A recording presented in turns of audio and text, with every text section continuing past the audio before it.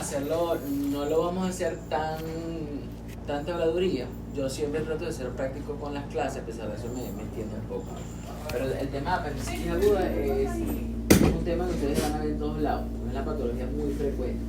En el ambulatorio te vas a conseguir muchos pacientes con dolores por ilíaca derecha. Y si usted no lo sospecha, el paciente se puede ir plastronado a su casa o peritonizado, se perfora y llega en sepsis al hospital. Entonces tienen que tener una noción de la cronología de la enfermedad para hacer el diagnóstico precoz y las herramientas que ustedes se pueden basar para poder hacer el diagnóstico de estos pacientes. O, una vez tenga la sospecha en base a las escalas que vamos a hablar más adelante, usted lo deriva. Usted lo deriva porque no corresponde con usted. Si no va a hacer el seguimiento de ese paciente.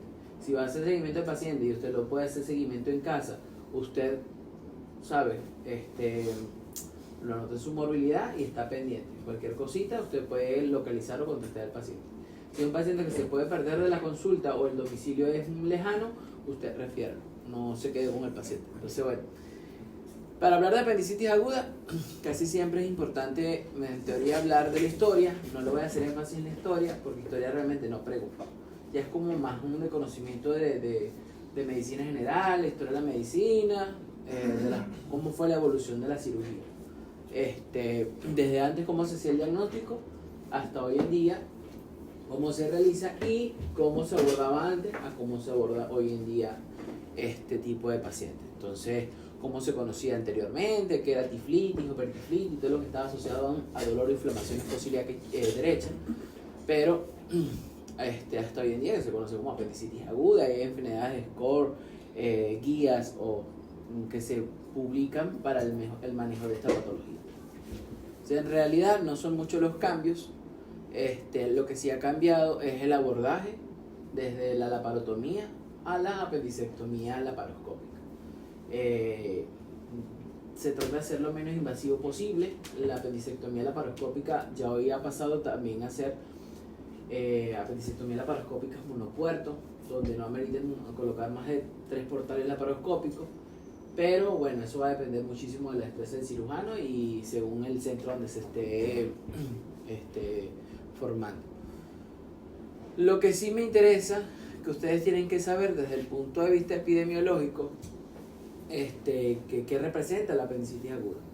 Pues representa un 7 al 10% de todo o cualquier tipo de dolor abdominal que acude por la emergencia. Y por supuesto el dolor más común de abdomen inferior que lleva al paciente a acudir a la emergencia. Nosotros en teoría casi un 70% de los pacientes que se dan en emergencia acuden con dolor en fosa ilíaca derecha o no con dolor en mi abdomen inferior. Y siempre tienes que hacer un diagnóstico diferencial para descartar otras patologías o hacer el diagnóstico inicialmente de apendicitis aguda. En países desarrollados representa un 5.7 a un 50 por cada 100.000 habitantes por año y forman diferencias geográficas con respecto a apendicitis durante toda la vida en Estados Unidos con un 9%, Europa 8% y África un 2%. Esto se ha estudiado, se ha investigado el por qué en países desarrollados la tasa de apendicitis aguda es mayor en comparación con países subdesarrollados o países tercermundistas. Y resulta que en esos países hay una mayor exposición a alérgenos, hay una mayor exposición a organismos y microorganismos que conllevan a reforzar un buen sistema inmunológico. Entonces se ha justificado que estos pacientes tienen menor riesgo de presentar apendicitis aguda por su sistema inmunológico. ¿De acuerdo? Entre que en Estados Unidos realmente la exposición a diversas entidades infecciosas es menor. Por eso es que la presentación de apendicitis aguda es mayor. Y el pico de otra cosa que también se demuestra que el porcentaje es mayor porque en Estados Unidos se cuenta con mayor técnica o con mejores técnicas para el diagnóstico precoz. A cualquier paciente que llega por la emergencia con dolor abdominal se le puede realizar una tomografía y se hace el diagnóstico presuntivo de apendicitis aguda. Entonces nosotros no contamos con esas herramientas, más con las herramientas clínicas para hacer el diagnóstico de las. El paciente, bueno, hay un sistema de salud que funciona en teoría mejor que estos otros países y el diagnóstico se hace precoz y se hace se diagnostica más este tipo de patología.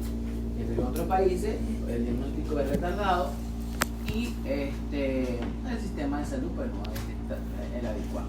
Por eso la tasa de presentación o porcentaje de presentación de apendicitis en Estados Unidos se ve elevada, ¿de acuerdo? No es porque de repente o en algunas enfermedades esta variedad de presentación no es porque se dé más la enfermedad, sino porque se diagnostica más, ¿de acuerdo? Por mejores medidas desde el punto de vista clínico. El pico de presentación pues varía entre 10 a los 30 años de edad. Nosotros tenemos que saber que un paciente en esta edad principalmente, cualquier dolor de fosa ilíaca derecha es igual a apendicitis aguda. O lo que tenemos que nosotros que descartar. Entonces, seguimos haciendo comparaciones. Por ejemplo, la tasa de perforación va a variar de un 16 a un 40%, siendo en jóvenes un 40 y 50%, y en mayores de 50 años de un 55 a 70%. ¿Qué quiere decir esto, este porcentaje o la justificación de por qué se perfora más en la edad adulta? Porque en una persona mayor a 50 años o ya mayor a 40 años, nosotros hacemos diagnóstico de otras enfermedades antes que pensar en apendicitis aguda. Y eso hace que haga un retardo en el diagnóstico, ¿de acuerdo? Entonces ya cuando el paciente está perforado, es que nosotros, o el motivo de la cirugía fue otra causa, y no sospechamos la apendicitis, pero la desestimamos. Por eso el diagnóstico es mayor. Por ejemplo, un paciente de 40 años de edad con dolor de fosa ilíaca derecha o con dolor en el abdomen inferior, nosotros podemos pensar que el paciente pueda tener una enfermedad articular complicada, podemos pensar que el paciente tiene un tumor, ¿de acuerdo? Y detenemos digamos la alarma y nos enfocamos en otra entidad. Resulta que cuando nosotros, o de aquí a que llegamos a hacer el diagnóstico, la exclusión de otras patologías, ya el paciente que tiene una apendicitis aguda en evolución, usted diagnosticó de forma tardía y el paciente se ha perforado. Por eso la tasa de perforaciones es mayor en pacientes adultos. La perforación apendicular aumenta la morbimortalidad si usted tiene una infección, una inflamación localizada en lo luminal, en el intestino, o sea, en esta porción,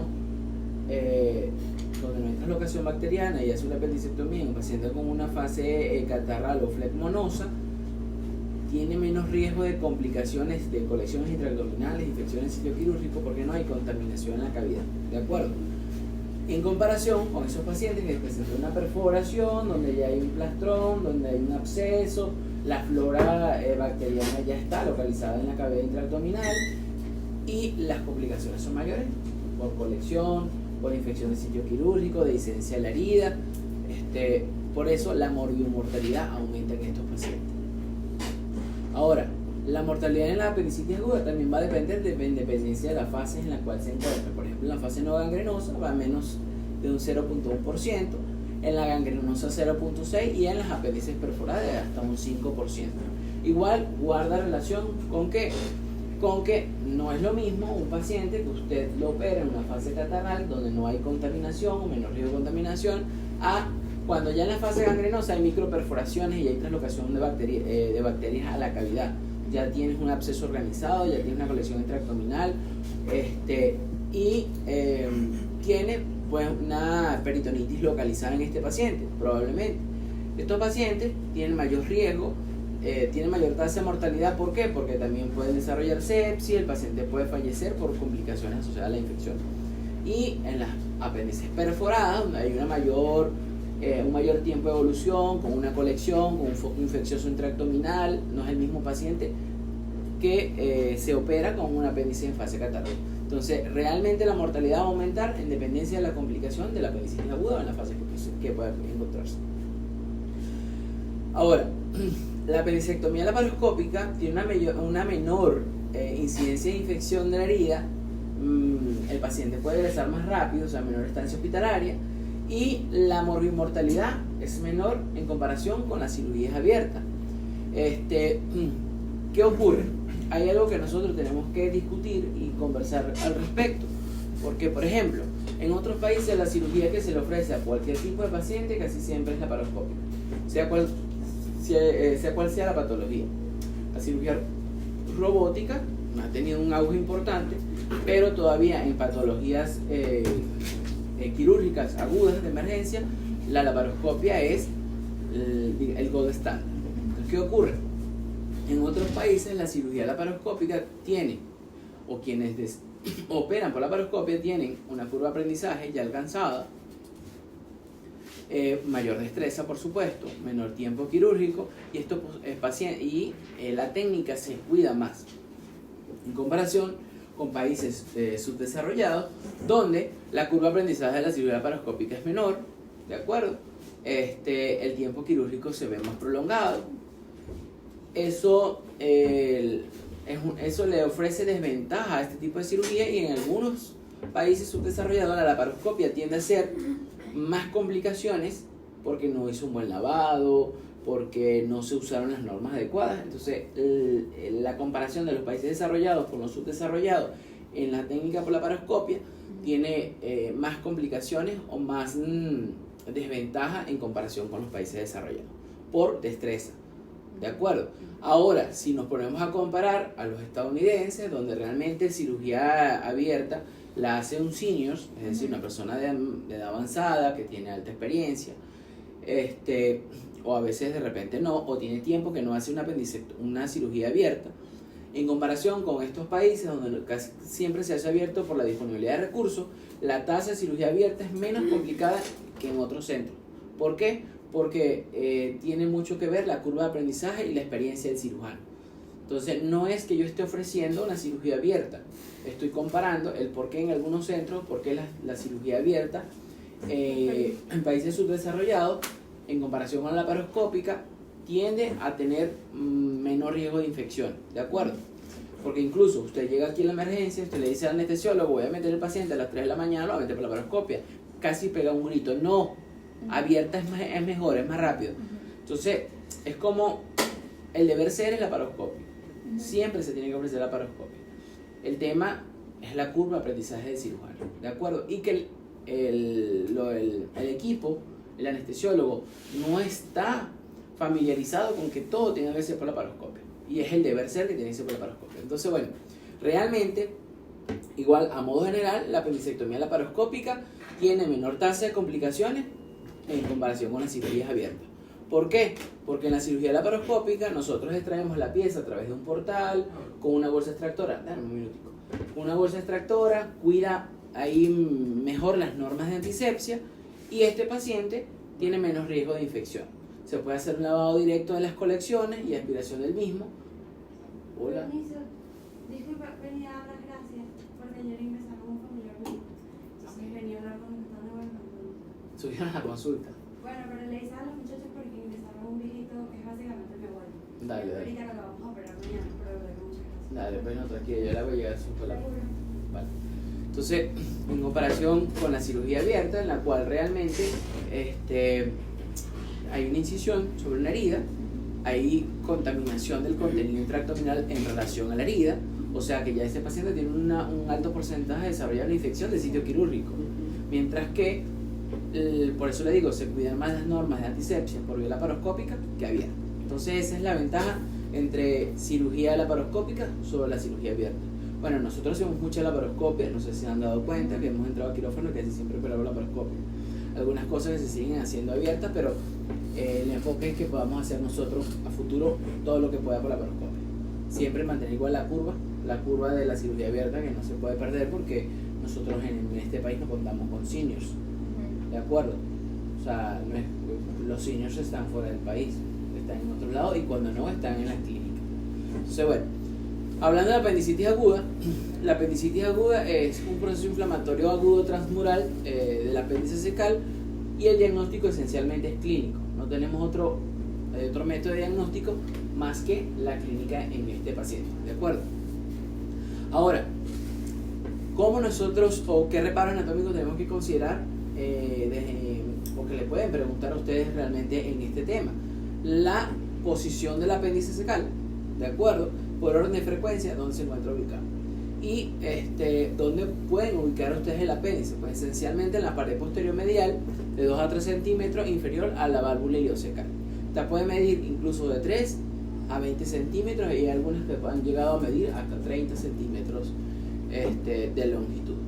En promedio hasta 6 milímetros, pero ya mayor a 6 milímetros se habla de un apéndice que está engrosado, ¿de acuerdo? Y la pared puede llegar a medir 3 milímetros, mayor a 3 que es igual, es decir, 4. Ya se dice que hay un engrosamiento de la pared sugestivo de inflamación. Bueno, el principal, la posición retrocecal, en segundo orden la posición pélvica. Después tenemos la posilial, preilial, la subcecal y paracecal. Son el resto de las variaciones, pero casi siempre retrocecal y pélvica en segundo orden. El resto hay quienes dividen un 15% y que es indistintamente invariable si es preilial, posilial, laterocecal. Incluso hay otra que es subhepática, es decir, el apéndice se hace retrocecal, subserosa y asciende hasta la región subhepática y o en relación con la apendicitis con la vesícula, y el paciente puede desarrollar un cólico biliar y la gente cree que es colecistitis aguda, pero es una apendicitis aguda que está desarrollando por inflamación, por irritación del peritoneo visceral esencialmente a la vesícula, ¿de acuerdo? Ahora, ¿qué capa histológica contiene el apéndice cecal? Pues tiene una serosa, tiene una capa muscular, ¿de acuerdo? Una capa submucosa, que realmente es una de las más importantes desde el punto de vista de fisiopatología, y la capa mucosa. ¿Por qué la capa submucosa para mí es la más importante? ¿O es realmente la más importante?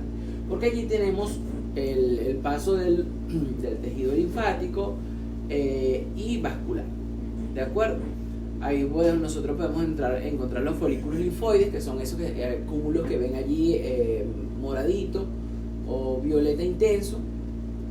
Cuando hay hiperplasia de esos folículos, al aumentar de tamaño reducen la luz y pueden ocluir y desarrollar apendicitis aguda, eso esencialmente en los pacientes pediátricos, ¿de acuerdo?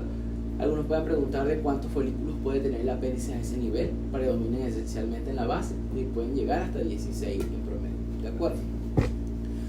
¿Quién me irriga el apéndice cecal? Tenemos esta imagen que me muestra algunos vasos de donde pueden derivar la arteria pendicular. La arteria pendicular es quien irriga el apéndice cecal. Da una rama anterior y una rama posterior, es decir, una rama apical y una rama basal. Pero es propio del servicio preguntar el tronco ilio y seco apendiculocólico. Realmente que es un tronco que deriva de la iliocólica, ¿de acuerdo? No es netamente la iliocólica puede dar su rama. Iliocólica porque da ramas iliales, ¿de acuerdo? Biseco porque te va a dar dos ramas, la cecal anterior y la cecal posterior, ¿de acuerdo? De la cecal posterior deriva la arteria pendicular en aproximadamente un 60%. Entonces, en segundo orden, la arteria pendicular puede derivar de la cecal anterior, puede derivar directamente de la iliocólica, puede derivar de la mesentérica inferior, ¿de acuerdo?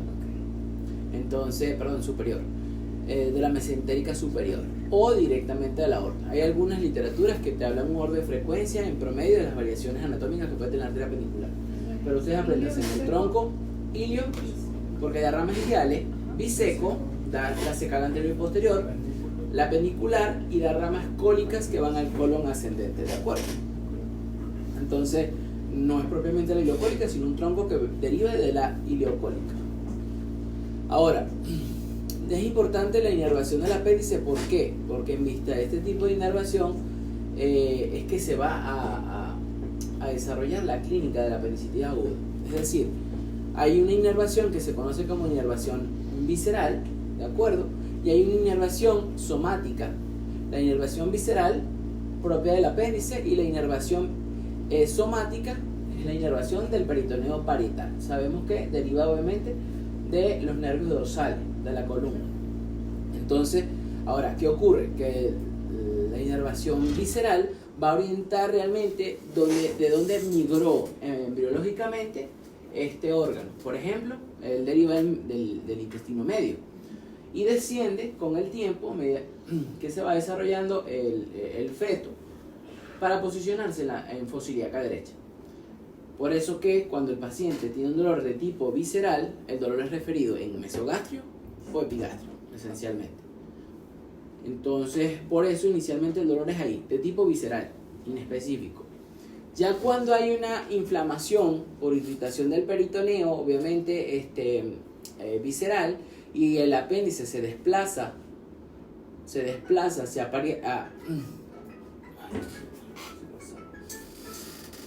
el apéndice se desplaza y roza o entra en relación con el peritoneo parietal, irrita el peritoneo parietal y y el dolor se localiza. Deja de ser visceral para ser un dolor localizado.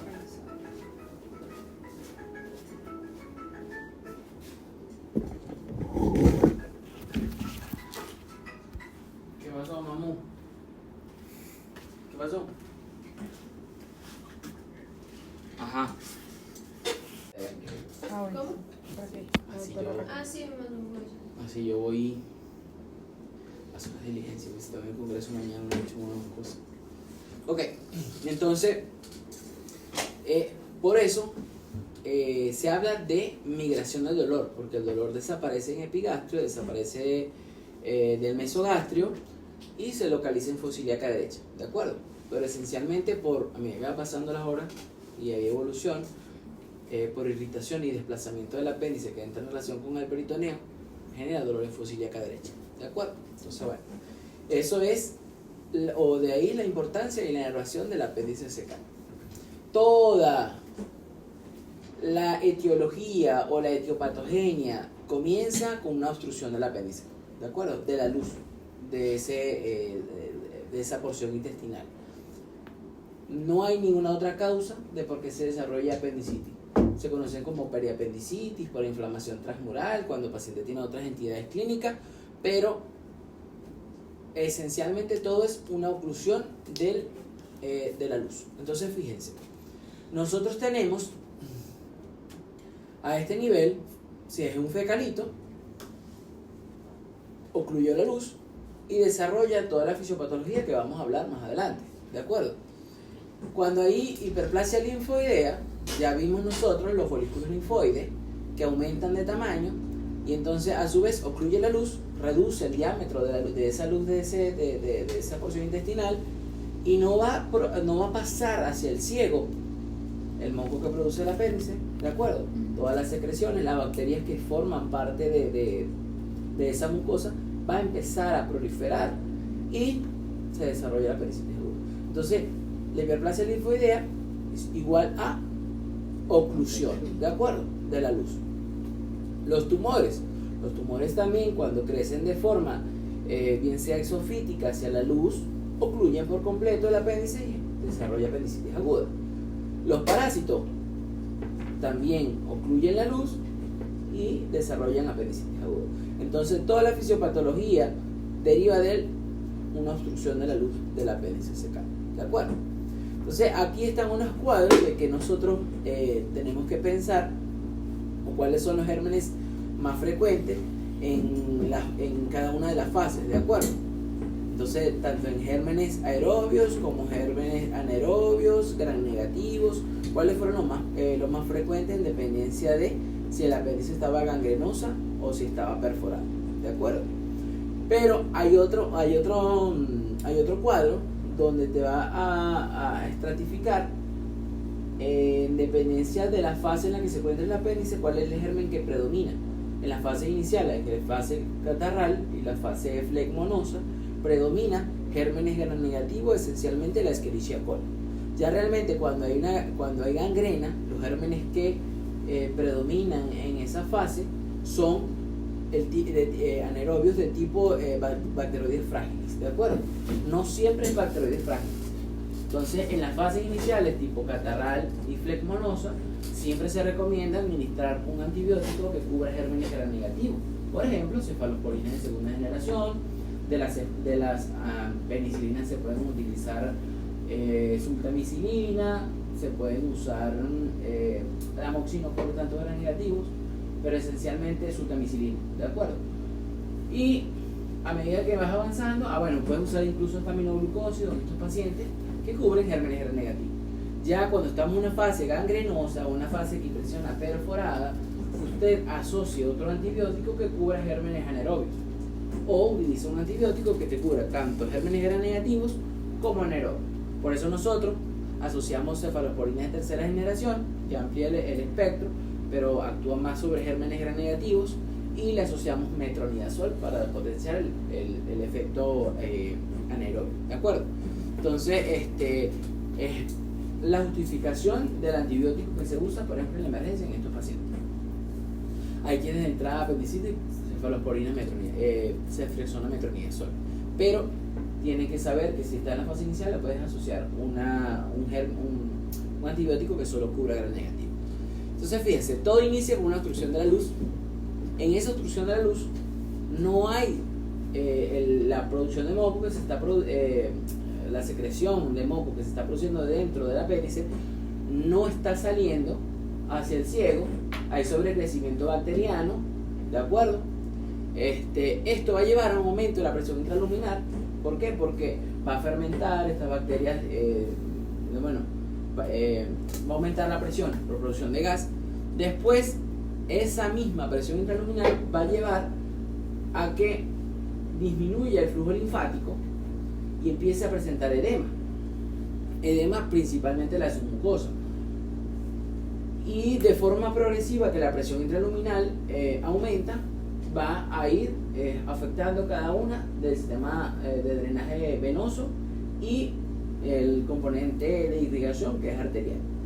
No sé si ustedes en fisiología, me imagino que se lo explican, de cómo los gradientes de presión se contraponen para que pueda permitir la irrigación o el drenaje de los espacios, ¿de acuerdo? Sí. Entonces, si la presión aumenta y es mayor que la presión linfática se va a detener, o sea, el drenaje linfático se detiene.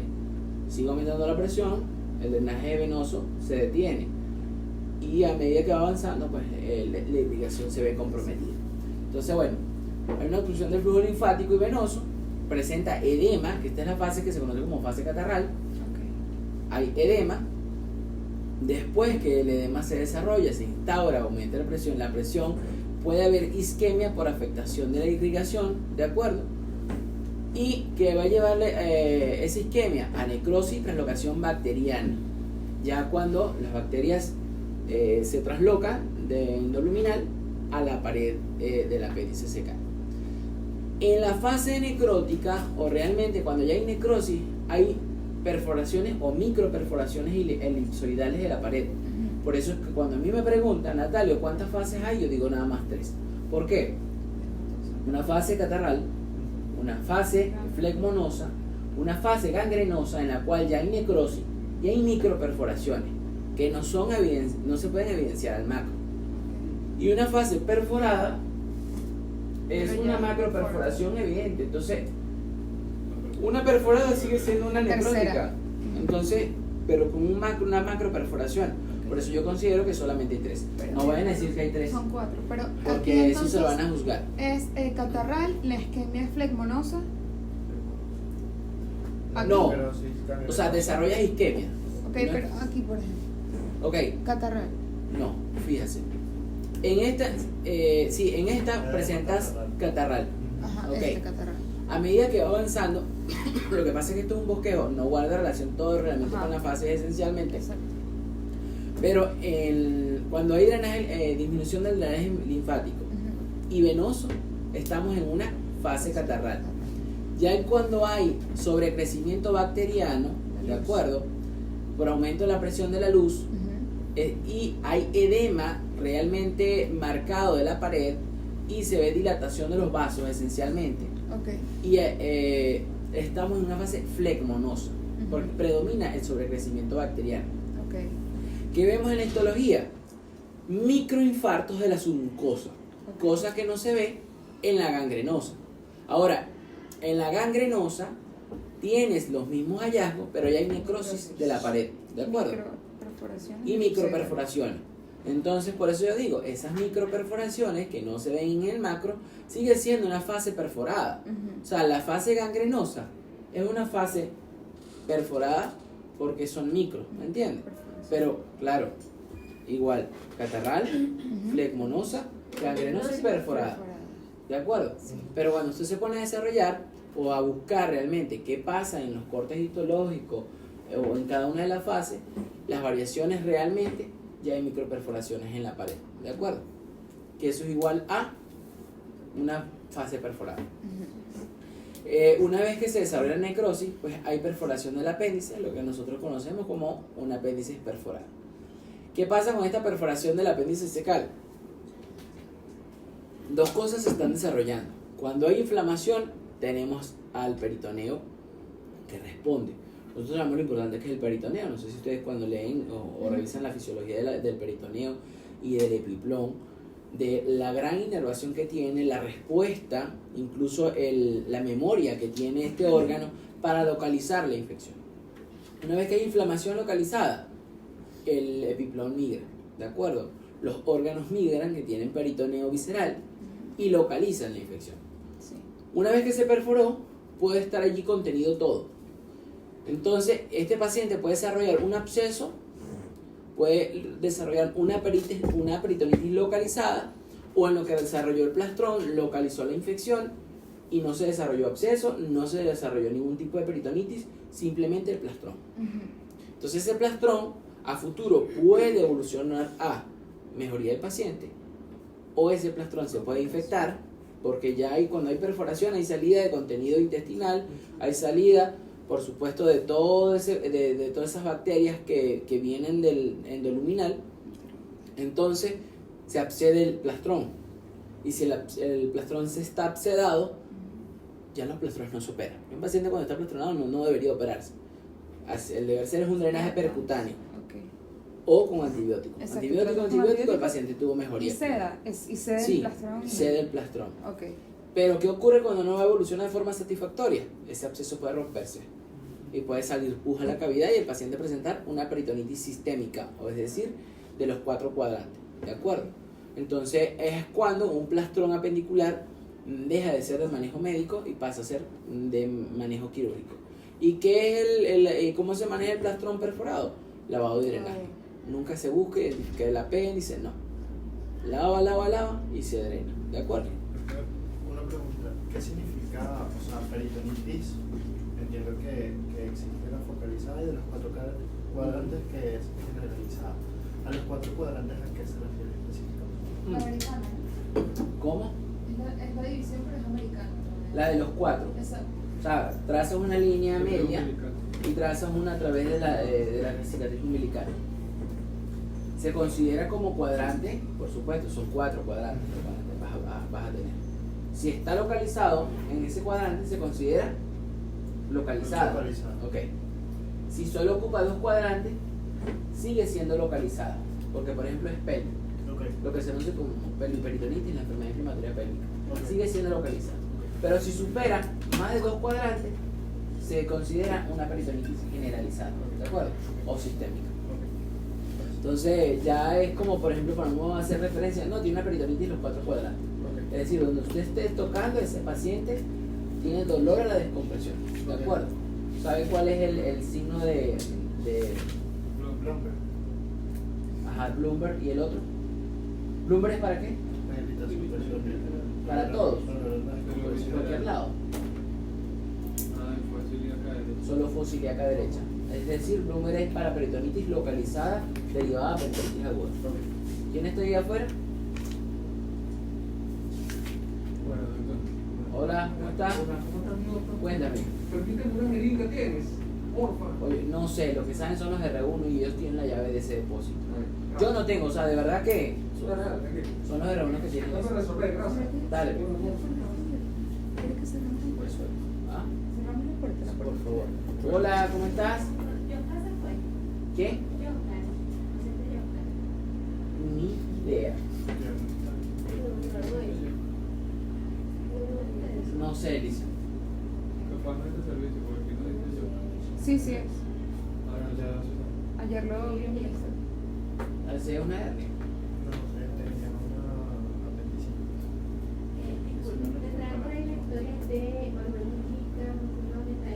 Lo que pasa es que los R1 están arriba, dicen. Yo no tengo nada de control de eso ahorita. Esos son los R1 que tienen que ser. Están en consulta ahorita, están todas allá. Dale. Entonces, bueno, Sí, puede ser la puerta.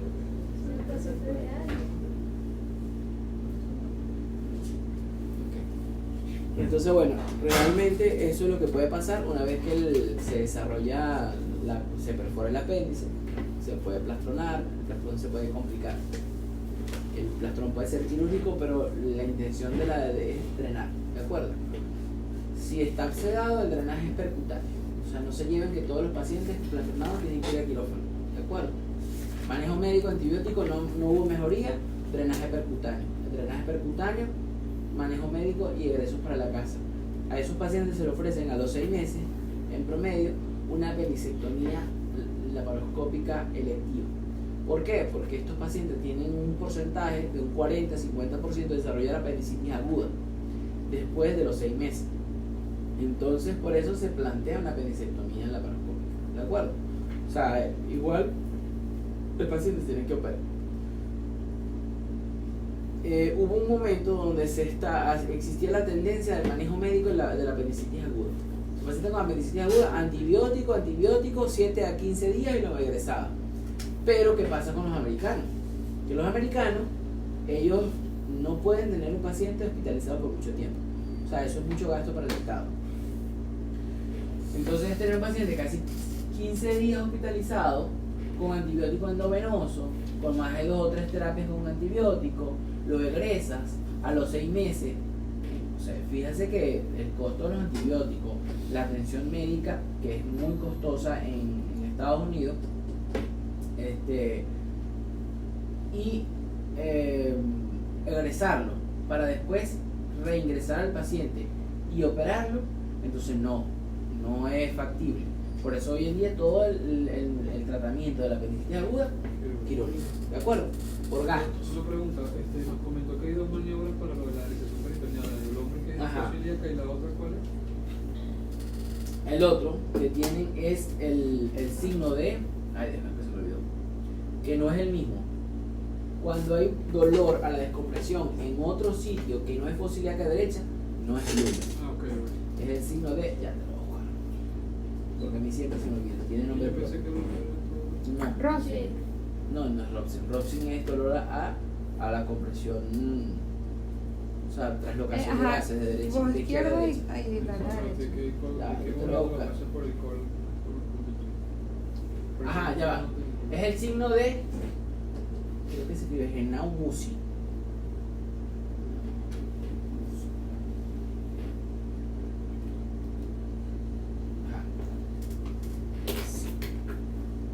Un signo clínico que indica peritonitis, consiste en un dolor que incrementa descomprimir bruscamente en cualquier zona del abdomen. Se escribe así.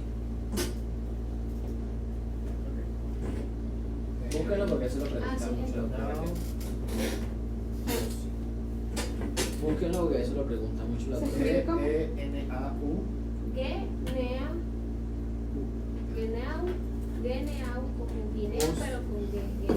Musi, doble S y Pues se nos olvida. Trato de acordármelo, es por el doctor Musi de Neuro. Pero a veces se le olvida uno. Ok, entonces bueno, la diferencia entre uno y el otro. Bloomberg no es peritonitis generalizada, Es local, entonces le cae. es localizado. Es para peritonitis localizada fosiliaca derecha en el punto de Magnum. ¿De acuerdo? Entonces bueno. Ahora, las horas de evolución que se pueden presentar realmente en cada una de las fases es muy subjetivo.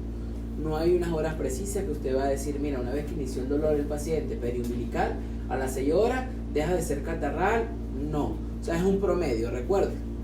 Y bueno, nada, en la fase catarral pues va de 4 a 6, en la fase flecomonosa se puede desarrollar de 6 a 12 horas posterior, la fase gangrenosa de 12 a 24 y él tiende a perforarse después de las 24 horas.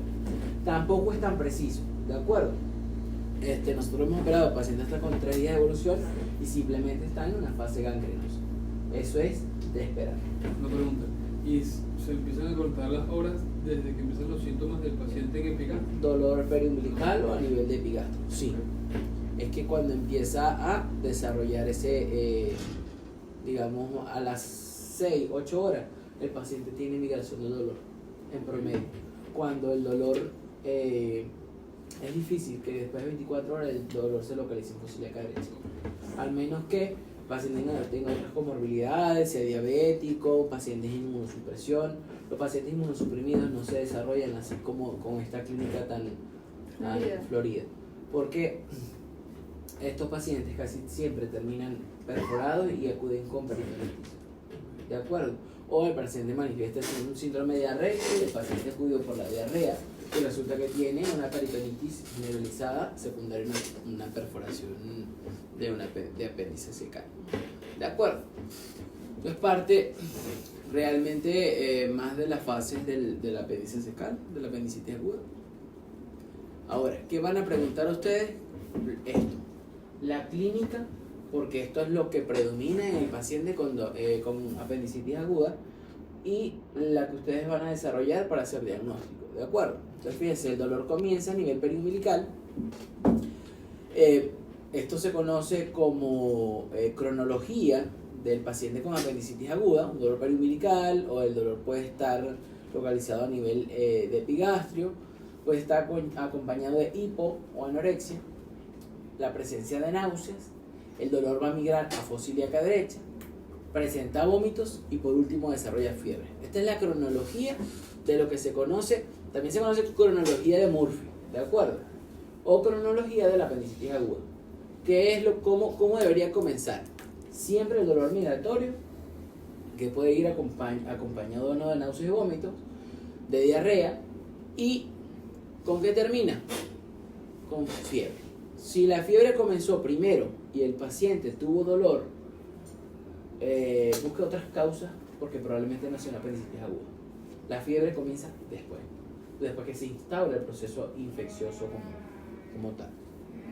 Entonces, ven, te la van a preguntar qué es la triada de Murphy y qué es la triada de Delafoy.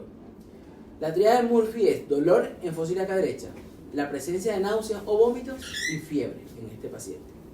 Ahora, la triada de Delafoy es hipersensibilidad de la piel, contracción muscular refleja o defensa muscular, dolor a la presión en punto de McCurry. ¿De acuerdo? Entonces, estas las pregunta la doctora Raquel. Probablemente si se los pregunta en el examen, no sé si va a ser escrito o va a ser oral. Dentro de todos los signos clínicos que hay en apendicitis aguda, pocos tienen realmente utilidad diagnóstica. Incluso pocos son los que están incluidos en los scores para hacer diagnóstico de apendicitis aguda. Porque el resto, aunque tengan muchos descritos, no tiene ninguna utilidad. Entonces, dolor, o sea, McCurry positivo es aquel paciente, fíjense, estamos hablando de signos. Signo es cuando la maniobra o este paciente manifiesta dolor con la maniobra que usted esté realizando, ¿de acuerdo? O en el punto donde usted esté realizando. No es lo mismo un punto doloroso que un signo, ¿de acuerdo? Un punto doloroso es donde lo vas a localizar. Si hay dolor, ya el signo se hace positivo y es lo que se desconoce como signo, ¿de acuerdo? Entonces fíjense, nosotros en una línea que vamos a trazar de espina ilíaca anterosuperior a la cicatriz umbilical nos vamos a encontrar 3 puntos apendiculares. ¿Cuáles puntos? Lo vamos a ver en la siguiente imagen, pero usted esta línea la va a trazar o la va a dividir en 3 tercios, ¿de acuerdo? 2 tercios internos, 2 tercios externos, o 1 tercio externo, 1 tercio medio y 1 tercio interno, ¿de acuerdo? Entonces fíjense, ¿dónde vamos a buscar nosotros el punto de McCurry? En esa línea trazada de la espina ilíaca anterosuperior hasta la cicatriz umbilical, la unión de los 2 tercios internos con el tercio externo, allí está ubicado el punto de McCurry. Cuando usted le pregunta, dime, ¿qué es el punto de McCurry? ¿De acuerdo? Entonces, ¿dónde está ubicado? Es decir, en los 2 tercios internos con el tercio externo, doctor. Entonces, pero dime más. Bueno, doctora, si yo trazo una línea que va de la espina ilíaca anterosuperior hasta la cicatriz umbilical y esta la divido en 3 tercios, la unión de esos 2 tercios internos con el tercio externo, ese es el punto de McCurry. ¿De acuerdo? Si le preguntan ¿qué es el signo de McCurry? Dolor en el punto de McCurry. No hablan de más. Porque si hablan de más y no saben desarrollar dónde está ubicado el punto, le van a preguntar dónde se ubica. Y si no lo saben decir, están fregados. Está mal. Ahora, si usted responde dolor en el punto de McCurry, pero claro, por supuesto, tienen que saber dónde está el punto porque esa es la segunda pregunta. O sea, ustedes quedan bien cuando ya responden bien una parte de la pregunta. Porque es una pregunta que se fracciona. ¿Dónde está ubicado? O sea, usted dice, bueno, en tal lado. ¿Qué he aprendido yo esencialmente en el posgrado? A saber responder. Porque usted se sienta. Si te preguntan ¿de qué color es la puerta? Blanca. Ya tienes una respuesta. No, me parece que es blanca, pero el tono, ya ahí estás mal, ¿me entiendes? O sea, no respondan de más. Si te preguntan, no sé, ¿cuántos años tienes? Tanto. O sea, es responder lo que están preguntando y preciso, no decir de más. Porque si dices más, entonces ahí viene una cantidad de preguntas que no vas a saber responder, vas a entrar en un hueco y no vas a poder salir de ese hueco. Entonces, bueno, ¿qué es Bloomberg? Dolor a la descompresión en el punto de McCurry. Es un signo de irritación peritoneal. ¿De acuerdo? Rhopsia. Nosotros conocemos cuál es el marco colónico, ¿cierto? Tenemos colon izquierdo, bueno, comienza de recto superior, sigmoide, descendente, transverso, ascendente y ciego. Ahora, si nosotros empezamos a comprimir, en contrario al desplazamiento de los gases, vamos a transmitir los gases por compresión desde fosa ilíaca izquierda, todo en dirección de todo el marco colónico, va a distender el ciego. El ciego, al distenderse, va a desplazar el apéndice y lo va a rozar contra el peritoneo parietal. Y el paciente va a presentar un dolor en fosa ilíaca derecha. Eso es el signo de Rhopsia, ¿de acuerdo? Dolor a la palpación de fosa ilíaca izquierda en fosa ilíaca derecha, ¿de acuerdo? Entonces, el signo de Shape no es más que similar al de Rhopsia, pero el paciente, usted empieza a comprimir en hipocondrio derecho. Igual, distiende el ciego se desplaza y presenta dolor en fosa ilíaca. Ahora, los signos que yo les estoy mostrando son los que tienen realmente mayor utilidad en el diagnóstico clínico. Y te va a orientar esencialmente dónde está ubicada el apéndice. Por ejemplo, hace como 3 meses operé a la abuelita de una interna. Fue un caso con una señora de 80 años de edad, no, 75 años de edad, en obesidad extrema, con insuficiencia cardíaca, con asma, o sea, todas las comorbilidades juntas. Y realmente la señora de recién diagnóstico. Esta paciente acudió con dolor en fosa ilíaca derecha, pero cuando caminaba tenía dolor con la marcha. Con cada pisada generaba dolor en fosa ilíaca derecha, dolor en fosa ilíaca derecha. Y cuando nosotros fuimos, o sea, y esa paciente se operó, el apéndice estaba localizado retrocecal, pero en relación al psoas. O sea, el apéndice estaba adosado al psoas y el psoas tenía un área de necrosis, pero asociado al apéndice. Entonces, todo ese dolor referido a ese paciente es ¿por qué? Por la posición del apéndice cercal. La clínica del dolor, me duele la pierna, y el dolor desapareció después de la cirugía. Entonces, algunas maniobras te van a dar positivo y te van a orientar dónde está ubicado el apéndice cercal.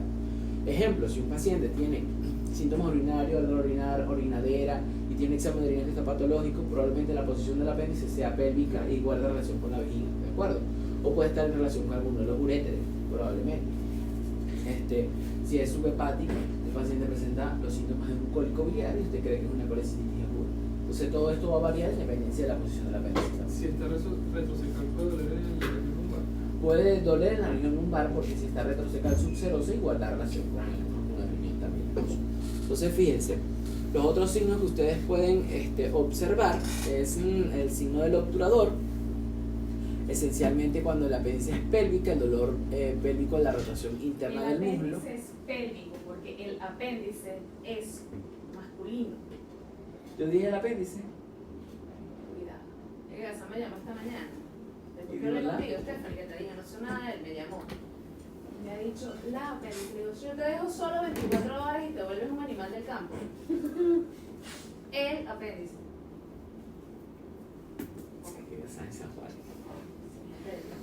Allá pasan muchos cochinos por el centro.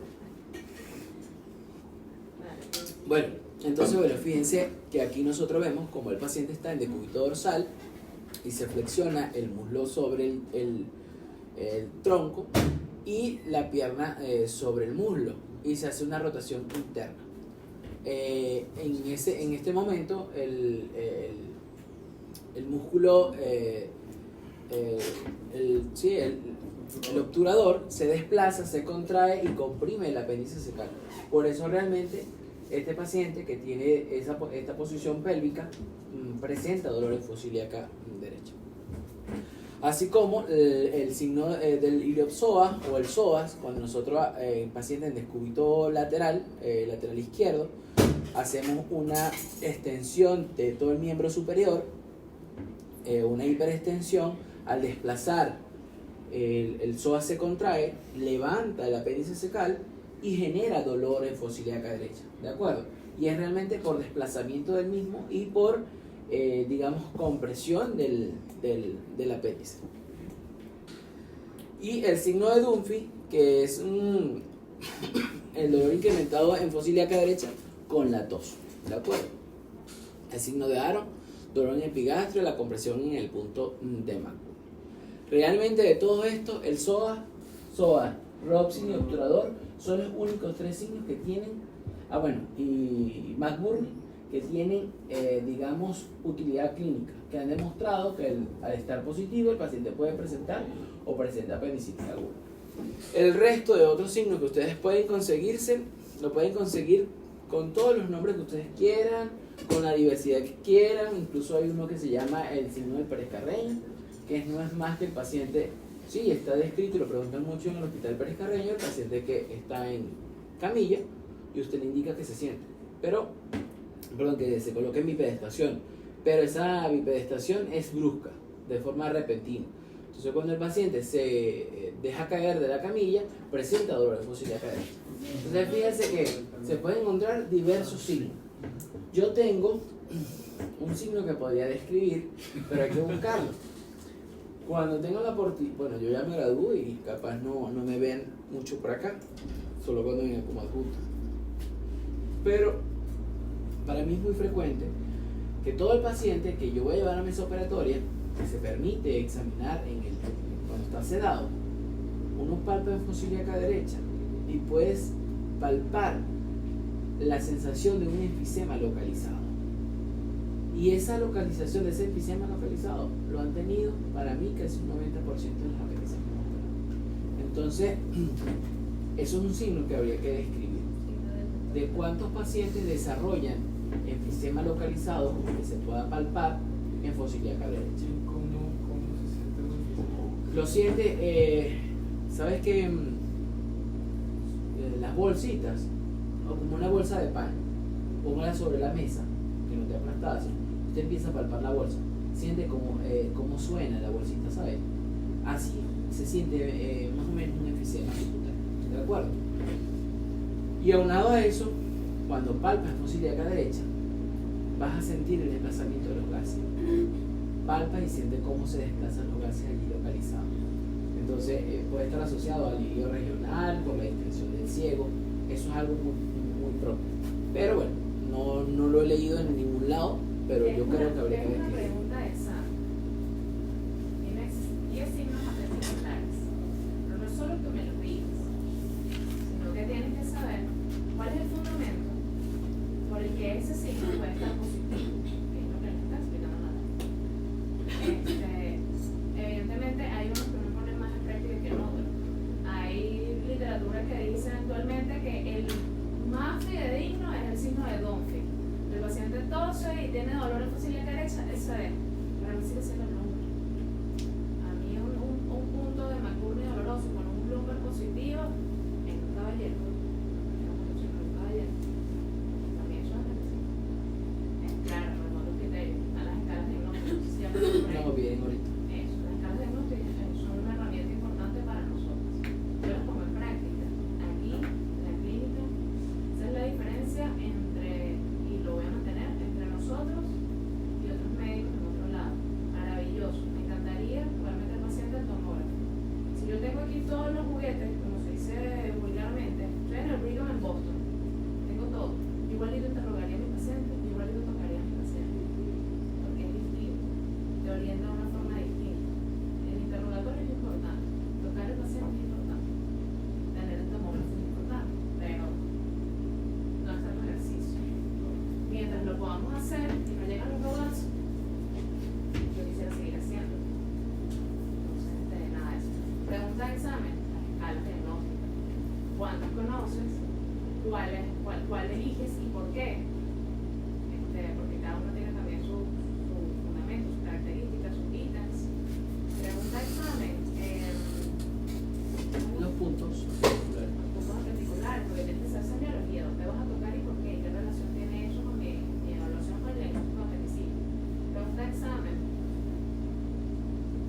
Diagnósticos diferenciales. Como siempre les digo, si yo te hago una pregunta, digo, dime 10 diagnósticos diferenciales, organízalos por sistema.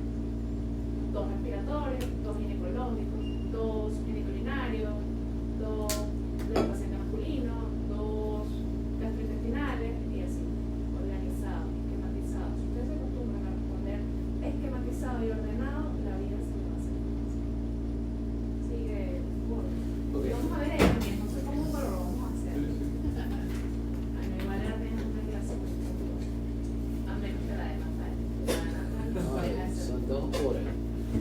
Ok, bueno, entonces se podrán encontrar diversos signos, diversas maniobras que pueden ser útiles, pero realmente las que te orientan en la clínica, como les he dicho, que los papers, las publicaciones hoy en día, nada más incluyen ROPSI, SOA y obturador. Y MACPOLI, por supuesto, así como uno. Pero de resto, realmente, lo digo yo, está escrita en literatura, por honor a esos cirujanos que la escribieron, porque en algunos pacientes estuvo positivo y no en todos va a estar positivo, porque va a depender de la posición del apéndice. ¿De acuerdo? Así como los puntos apendiculares. Yo les dije que habían 3 puntos que se iban a encontrar realmente en esta línea que traza la espina ilíaca anterosuperior hasta la cicatriz umbilical. Ahora, es impreciso, por eso es que se concluye, es impreciso que yo te puedo decir, paciente presenta dolor ilíaca derecha, puede tener McBurney, pero fíjense la distancia que está el McBurney del Monro, que es este punto medio.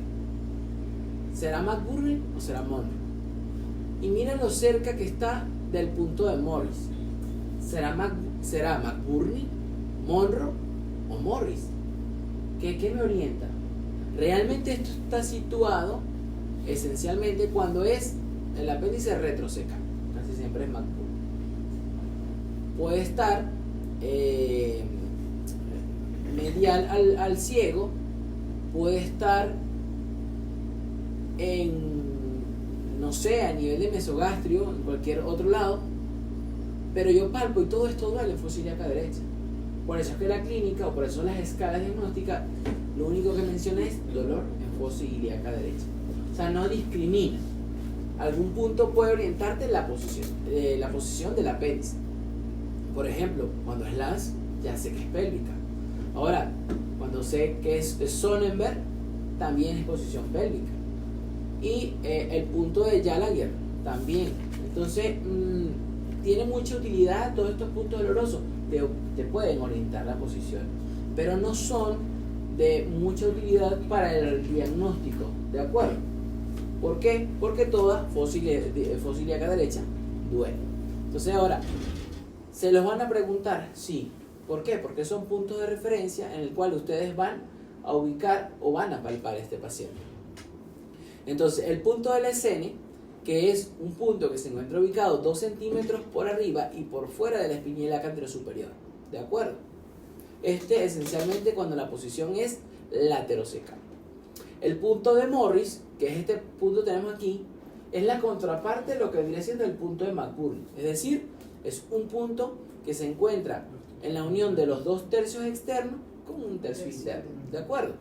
Y el punto de Monro, que aquí no lo tienen resaltado, pero el punto de Monro es este punto en rojo que está aquí, que es un punto medio localizado entre la espina ilíaca anterosuperior y la cicatriz umbilical. ¿De acuerdo? Entonces, Morris la contraparte de McBurney y Monro el punto medio. Dos formas de memorizar. Ahora, el punto de Lance, nosotros hacemos trazamos una línea de espinilla anterior superior hasta espinilla anterior superior. ¿Y qué vamos a hacer nosotros? Localizar el borde lateral del recto. Justo en ese punto se encuentra entonces el punto de Lance.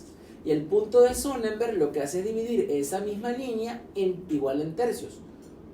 La unión del tercio derecho con los dos tercios izquierdos. ¿De acuerdo? Esos son los puntos que podemos ubicar. Y el punto de Gallagher es un punto que va de la espinilla anterior superior hasta la sínfisis del pubis, y el punto medio es considerado el punto de Gallagher. Ahora, son muchas las entidades que nosotros, o de las cuales nosotros hacemos diagnóstico diferencial. ¿Por qué? Porque estas patologías pueden generar enfosía ilíaca derecha. Y todo dolor de enfosía ilíaca derecha tiene una alta probabilidad de que sea apendicitis aguda. Pero en dependencia del grupo etario, en dependencia del paciente, nosotros vamos a plantear diagnósticos diferenciales cuando no todo está claro. ¿De acuerdo?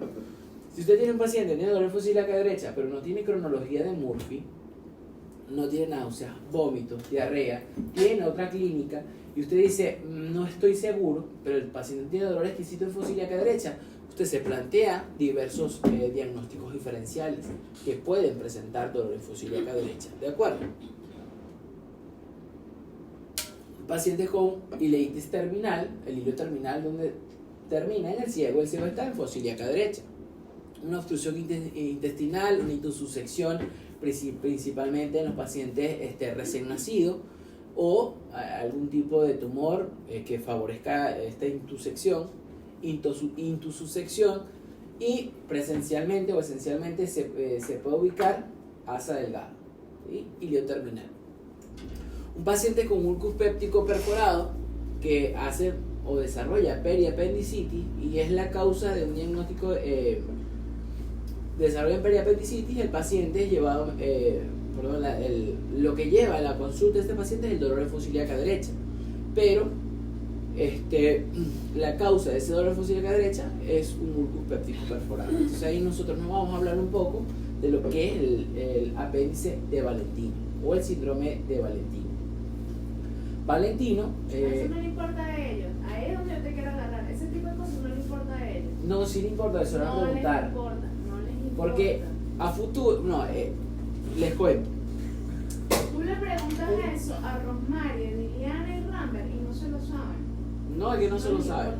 Pero el por qué se desarrolla periapendicitis. Valentino era un comediante estadounidense que acudió a la emergencia por dolor de enfosía ilíaca derecha. El paciente fue operado, le hicieron una apendicectomía y 15 días posterior el paciente fallece. En la autopsia demostraron que este paciente tuvo un ulcus péptico perforado. Entonces el síndrome de Valentino es una entidad que es poco frecuente, pero que muchos pacientes, que algunos pacientes pueden desarrollarlo. Nosotros hemos operado en este servicio de que estoy aquí 3 síndromes de Valentino. El paciente presenta una perforación gástrica, pero cuyo motivo de consulta es fosa ilíaca derecha. ¿Por qué? Porque hay desplazamiento de los jugos gástricos hacia fosa ilíaca, desarrolla la periapendicitis, y el motivo de consulta es dolor de enfosía ilíaca derecha. Por eso se plantea como un diagnóstico diferencial en estos pacientes. Y es una entidad poco frecuente, pero también hay que sospecharla. La adenitis mesentérica también está como diagnóstico diferencial. Una diverticulitis de Meckel. Los divertículos de Meckel sabemos que está esencialmente en asa delgada, y por eso se plantea también como un diagnóstico diferencial. Una diverticulitis del ciego, porque sabemos que la diverticulitis o los divertículos son universales en todo el marco colónico. Hay un porcentaje menor del 5% que se desarrolla a nivel del ciego. Una inflamación de ese divertículo también se hace diagnóstico diferencial. ¿De acuerdo? Así como pancreatitis, gastroenteritis aguda, son diagnósticos diferenciales de toda la esfera gastrointestinal. Esto es lo que realmente la doctora quiere que ustedes le diferencien. Gastrointestinal, ginecológico, tiene diversidad de entidades que pueden darte dolor de fosa ilíaca derecha y que tienes que hacer diagnóstico diferencial. Por ejemplo, si es una mujer, el embarazo ectópico, la ruptura de un folículo de ovario, un quiste de ovario torcido, un tumor de ovario torcido. En los pacientes con AIP que desarrollan salpingitis, la endometriosis. que desarrollan dolor fosiliaca derecha. Desde el punto de vista genitourinario, la pielitis, pielonefritis, litiasis renal, aquellos pacientes que tienen, por supuesto, un desplazamiento de algún litro por todo el trayecto del uréter, puede desarrollar dolor fosiliaca derecha, epididimitis, torsión testicular, el tumor de Wilms. Desde el punto de vista pulmonar, desde infecciones como una neumonía, pleuritis, infarto pulmonar, neoplasia. Cardíaco, el síndrome coronario agudo, la angina, la pericarditis también puede ser diagnóstico diferencial. ¿Por qué? Estos pacientes pueden presentar dolor a nivel de epigastrio o mesogastrio y pueden pensar que este paciente está desarrollando una apendicitis aguda en fase inicial. Aquí se han ingresado como 2 pacientes con el diagnóstico presuntivo de una entidad quirúrgica y resulta que el paciente está muy infartado. ¿De acuerdo? Sobre todo los infartos de cara inferior. Ahora, ¿qué le pides a estos pacientes? De entrada, una vez que usted tiene una sospecha de apendicitis aguda, una hematología completa para hacer diagnóstico diferencial. No son tanto en el laboratorio, pero necesitas pedir adicional PCR reactante en fase aguda, como por ejemplo PCR y BCG, para hacer comparación, en dependencia de si esto es agudo o es crónico. Entonces, en la hematología completa van a ustedes a buscar la presencia de leucocitosis con neutrofilia, ¿de acuerdo? Entonces, ustedes nada más con la clínica del paciente y una hematología completa hacen diagnóstico en este paciente. Ahora, ¿qué pide adicional? BCG y PCR. Aquí les comento que en las escalas que vamos a ver en las siguientes diapositivas, se utiliza el BCG y PCR, pero una de esas escalas tiene mayor utilidad porque no en todos los países la BCG y PCR está disponible. Y segundo, es un recurso donde lo que es el sistema de salud pública es muy valorado. Los gastos innecesarios son, son un problema. ¿Por qué? Porque mientras menos gaste, mejor para el Estado. Entonces, el BCG y PCR son laboratorios costosos. Aquí lo paga el paciente, no lo paga el Estado. ¿De acuerdo? Entonces, nosotros igual lo pedimos en la emergencia. Pero en otros países, mientras más práctico para el diagnóstico de apendicitis agudo, mientras más clínico es, mucho mejor. ¿De acuerdo? Entonces, fíjense. Dentro de los estudios que se le pide a este paciente, pensando en otra entidad clínica, descartando otras patologías, pero que pueden presentar apendicitis aguda, hay algunos estudios que se solicitan. Esencialmente una radiografía de abdomen no se le pide a todo el mundo, pero la solicitas en busca de otras causas. ¿De acuerdo? Si piensa que está obstruido, el paciente dice que no evacúa, usted solicitó una radiografía de abdomen y es el estudio que debería estar disponible en todos los centros. ¿Qué vamos a buscar nosotros en estos pacientes? Por ejemplo, la presencia de una imagen radiopaca en fosa ilíaca derecha. Vamos a buscar algunos signos indirectos de apendicitis aguda. Ese es un signo indirecto, una imagen radiopaca en fosa ilíaca derecha. Deberíamos ver el psoas, el borde lateral del psoas. Si el borde lateral del psoas se borra, eso es un signo indirecto de apendicitis aguda. ¿Qué podemos ver? Un asa centinela a este nivel o la presencia de un hilio regional, es decir, distensión de la asa delgada a ese nivel. Si estos signos están presentes, nosotros podemos estar pensando en que son signos indirectos de apendicitis aguda, con una imagen radiopaca a este nivel. Entonces fíjense que son la presencia del apendicolito son signos, es un signo patognomónico de apendicitis aguda. ¿De acuerdo? Si a este paciente se le pide un ultrasonido, esencialmente un ultrasonido de partes blandas, se va a ver una imagen tubular localizada en fosa ilíaca derecha que realmente es imposible de comprimir, ¿de acuerdo? Y vamos a hacer ciertas medidas. Hacemos una medida transversal, si es mayor a 6 milímetros, sugestivo de apendicitis aguda. Si medimos la pared de ese apéndice mayor a 2 milímetros, que realmente son 3, se hace referencia a que estamos en la presencia de una apendicitis aguda. Y así como la visualización de una imagen que se encuentra en el interior, sugestiva de un fecalito, también es un signo indirecto. El otro signo indirecto es que esa imagen que se ve a ese nivel es aperistáltica. ¿De acuerdo? Entonces, el estudio, el gold standard para el diagnóstico por imágenes es la tomografía de abdomen con doble contraste. ¿Qué vamos a buscar nosotros en esta tomografía? Una imagen, ¿de acuerdo?, tubular, que está a este nivel, con las mismas medidas que hacemos en el diámetro transversal, mayor a 6 milímetros y mayor a 4 milímetros la pared, son signos sugestivos de apendicitis aguda, así como una imagen también hipertensa a ese nivel. Entonces son signos sugestivos de apendicitis Una aguda. pregunta, en la radiografía siempre se va a encontrar No siempre. o solamente con el fecalito. Cuando el fecalito es por calcio, lo puedes observar, pero cuando el fecalito es por otra composición, difícilmente lo puedes localizar por. Si la por causa es hiperplasia linfoide no se va a ver nada. No se va a ver nada allí. Por eso es que el engrosamiento de la pared y el diámetro transverso del apéndice es que son, digamos, es lo más específico. ¿De acuerdo? Entonces, ¿qué hay aquí? Aquí puedes localizar obviamente la presencia de un plastrón, así como ganglios en proximidad al ciego en estos pacientes, ¿de acuerdo? Y de una vez que desarrollan apendicitis agudas pueden desarrollar un plastrón apendicito.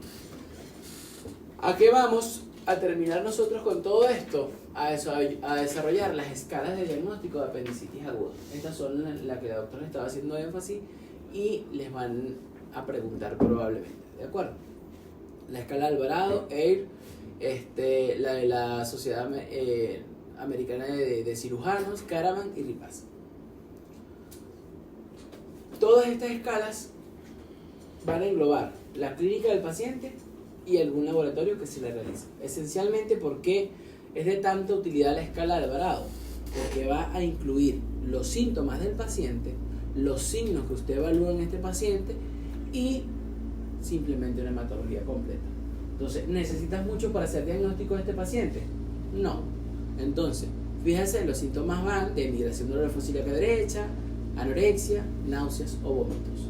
Y va punteando. La única que tiene 2 puntos son el dolor en fosílica derecha y la presencia de leucocitosis. El resto cuenta 1 punto y esto va de 0 a 10 puntos. ¿Qué van a llevar todas las escalas? La probabilidad que tiene este paciente de desarrollar o no apendicitis aguda o de tener apendicitis aguda en este caso. ¿De acuerdo? De 0 a 4 puntos, la probabilidad es 7.7.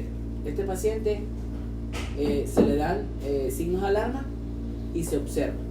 O sea, que acude nuevamente a la emergencia si persiste el dolor. El riesgo intermedio es causa de hospitalización y observar al paciente en las primeras 24 horas y en esas 24 horas usted va buscando diagnóstico diferencial. Ya después todo esto se compara de que los pacientes que tienen de 5 a 7 puntos, igual casi 70% son quirúrgicos. Fíjense la probabilidad, un 60%.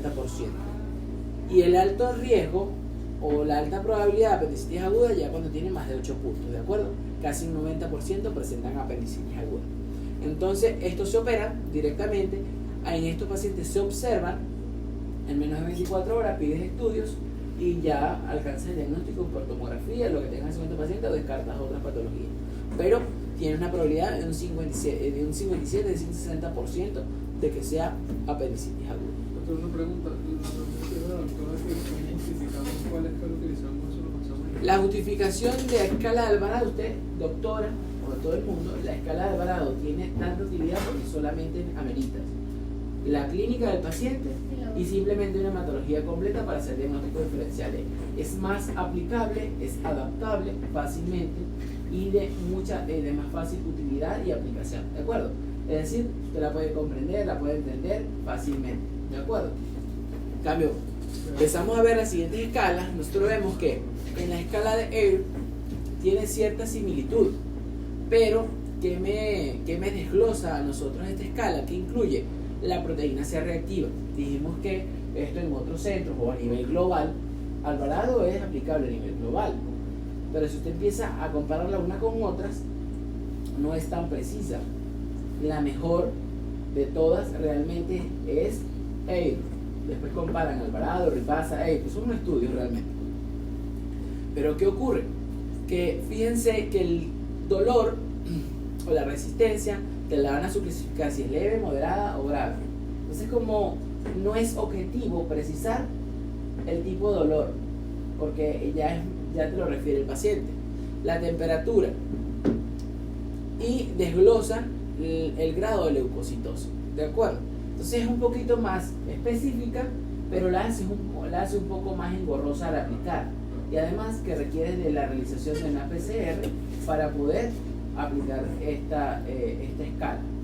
Entonces, en países subdesarrollados o donde no se cuenten con muchos recursos, realizar un estudio de más es más costo. Entonces, probablemente no puedes aplicar. Y si la comparas con Alvarado, es más aplicable la escala de Alvarado, aunque esta tenga otros ítems, ¿de acuerdo?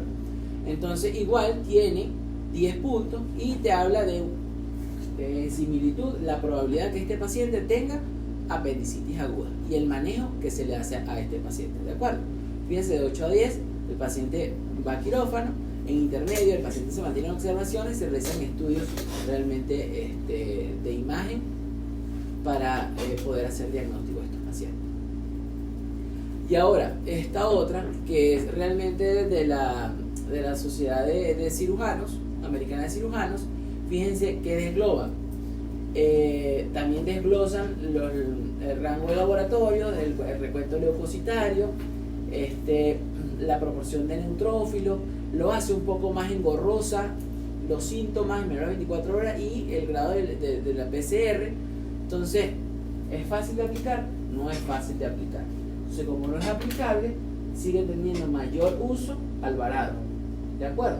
Si se pone uno a comparar las escalas, como yo le digo, algunas tienen mayor sensibilidad y especificidad, pero no es aplicable. Por eso no la hace una escala universal. Entonces la escala tiene que ser universal, que se puede aplicar aquí, en China, en Estados Unidos, en cualquier parte del mundo. Entonces fíjese Kahneman, ¿qué tiene Kahneman? Que Kahneman tiene signos positivos y negativos. Es decir, si usted va sumando y va restando con este paciente, supongamos que tiene anorexia, tiene 2 puntos, ¿de acuerdo? Y migración de dolor, 2 puntos. Pero si el resto tiene 2 puntos negativos, la escala te va dando en 0. Entonces, ¿qué utilidad tiene esta escala? Muy poca utilidad, ¿de acuerdo? Pero también existe y está descrita. Entonces, fíjense. Ahora, ¿qué incluye la escala de Ripasa? Esto me estratifica, o sea, me desglosa si es hombre, si es mujer, si es extranjero, ¿de acuerdo?